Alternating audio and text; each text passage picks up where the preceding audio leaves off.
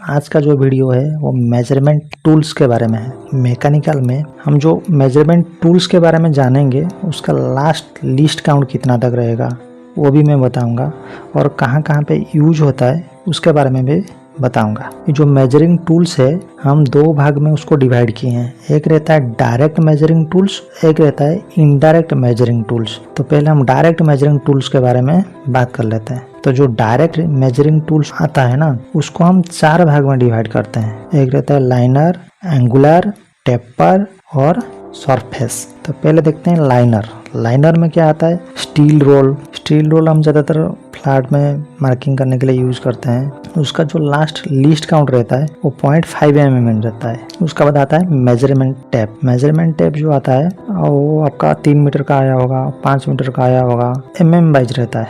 1 mm तक हम उसको मेजरिंग कर सकते हैं। उसके बाद आता है वर्नियर कैलिपर। जो वर्नियर कैलिपर है किसका मोटाई, थिकनेस मेजरिंग करने के लिए हम यूज करते हैं। उसका लास्ट लीस्ट काउंट रहता है 0.02 mm रहता है, मतलब 20 माइक्रोन। और उसके बाद आता है माइक्रोमीटर। माइक्रोमीटर में चीज को मेजरमेंट करने के लिए उसका मोटाई कितना है, माइक्रोमीटर यूज करते हैं। तो माइक्रोमीटर में जो लास्ट लीस्ट काउंट रहता है 0.01 mm रहता है। और उसके बाद आता है vernier height gauge. Vernier height gauge मतलब कोई भी चीज को हाइट को मापना है, उसका जो लीस्ट काउंट रहता है 0.01 mm है। क्योंकि वर्नियर हाइट गेज है, नॉर्मल हाइट गेज अलग है, वर्नियर हाइट गेज ये है, इसलिए उसका जो लास्ट लीस्ट काउंट रहता है वो 0.01 mm है। और उसके बाद आता है पिलर गेज आता है। पिलर गेज क्या है कि कोई भी दो चीज का बीच में जो गैप आता है ना, उसको मेजरिंग करने के लिए हम पिलर गेज का यूज करते हैं। उसमें जो पतला पतला पट्टी के टाइप में आता है, तो उसका सबसे 0.1 mm लास्ट वाला पट्टी आता है।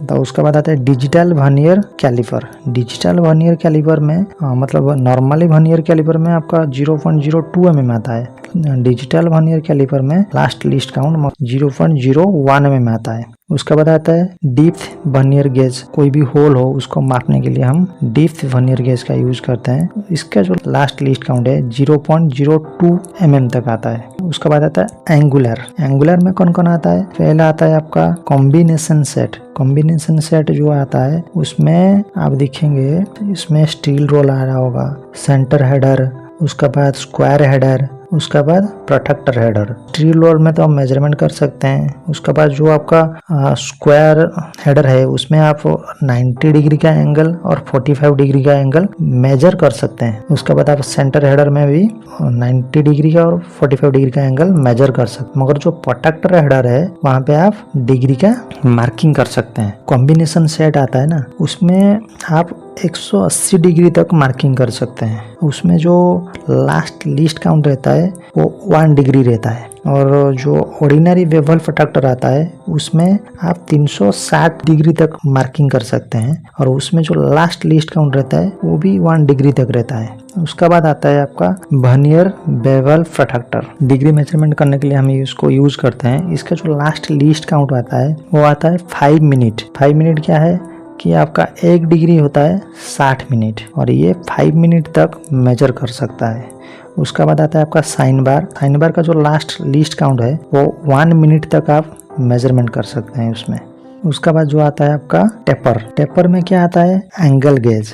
एंगल गेज क्या है? कोई भी चीज को मार्किंग कर सकते हैं, 60 डिग्री हो, 45 डिग्री हो, जितना डिग्री का है उतना डिग्री में हम मार्किंग कर सकते हैं। तो कोई भी चीज लगा है, कितना डिग्री में लगा है, उसको मेजरमेंट करने के लिए भी हम एंगल गेज का यूज करते हैं। इस लास्ट लीस्ट काउंट उसका 1 मिनट का आता है। उसका बाद जो आता है आपका इंक्लिनोमीटर। ये भी हम डिग्री मेजरमेंट करने के लिए यूज करते हैं। इसका जो लास्ट लीस्ट काउंट रहता है 1 डिग्री का रहता है। इसके बाद आता है स्मॉल होल गेज। वो होल के मेजरमेंट करने के लिए हम इसको यूज करते हैं। कितना डाया का होल है उसका बराबर मेजरमेंट करने के लिए हम इसको यूज करते हैं। इसका जो लास्ट लीस्ट काउंट आता है 0.01 mm। उसका बाद आता है आपका टेलीस्कोपिक गेज। इसका भी लास्ट लिस्ट काउंट है 0.01 mm। उसका बाद आता है आपका थ्रेड गेज, मतलब कोई नट बोल्ट का पिच खींचना है और कितना का थ्रेड मारा गया है उसके हिसाब से हम और एक नट बोल्ट मंगाएंगे ना, तो इसके लिए हम थ्रेड गेज का यूज करते हैं। उसका बाद आता है आपका सिलिंड्रिकल गेज।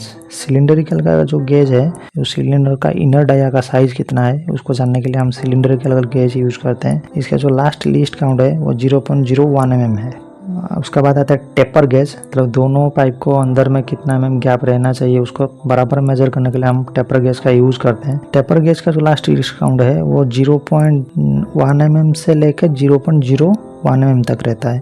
उसके बाद आता है रिंग गेज। रिंग गेज हम कोई भी रिंग को मेजरमेंट करने के लिए हम रिंग गेज का यूज करते हैं। इसका भी लास्ट लीस्ट काउंट आता है 0.01 mm। उसके बाद आता है आपका वायर गेज। वायर गेज हम ज्यादातर इलेक्ट्रिक लाइन में यूज होता है। इलेक्ट्रिक लाइन में ज्यादातर वायर गेज का हम यूज करते हैं। कितना mm का वायर है उसको मेजर करने के लिए हम वायर गेज का यूज करते हैं। इसका भी लास्ट लीस्ट काउंट है 0.01 mm।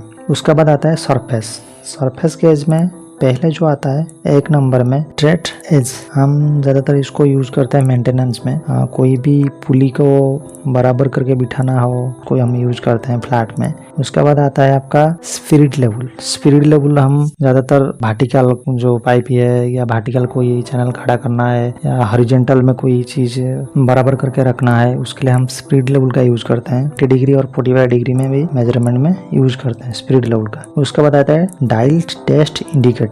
ये सबसे इम्पोर्टेंट है और ये डायल टेस्ट इंडिकेटर है ज्यादातर हम मटेरियल एलिमेंट कोई भी सरफेस में इतना पॉइंट का ओवरलैप है उसको जानने के लिए हम यूज करते हैं। और इसमें एक स्टैंड आता है, एक मैग्नेट का स्टैंड आता है, उसका ऊपर हम इसको यूज करते हैं। यहाँ पे बहुत प्रकार की डायल टेस्ट इंडिकेटर आता है। 0.01 mm से लेके 0.5 mm तक भी आता है। वो पता चलता है कि आपका जॉब की रिक्वायरमेंट क्या है उसके हिसाब से आप यूज कर सकते हैं। डायरेक्ट मेजरिंग टूल का यहीं पे खत्म हो जाता है। उसके बाद आता है indirect measuring tool. Indirect measuring tool में पहले आता है आपका ट्राई स्क्वायर, वो 90 डिग्री में मेजर करने के लिए हम उसको यूज करते हैं ट्राई स्क्वायर का। दूसरे नंबर में आता है आउटसाइड वर्नियर कैलिपर। बेरिंग का आउट टू आउट डायमीटर कितना है को मेजरिंग करने के लिए हम आउटसाइड वर्नियर कैलिपर का यूज करते हैं। उसके बाद आता है इनर साइड वर्नियर कैलिपर। और इनर साइड कैलिपर का हम यूज करते हैं कोई होल का इन साइड मेजरमेंट करना है या बेरिंग का इनर साइड कितना है इनटू इन कितना है उसको मेजर करने के लिए हम इनर साइड कैलिपर का यूज करते हैं। उसके बाद आता है आपका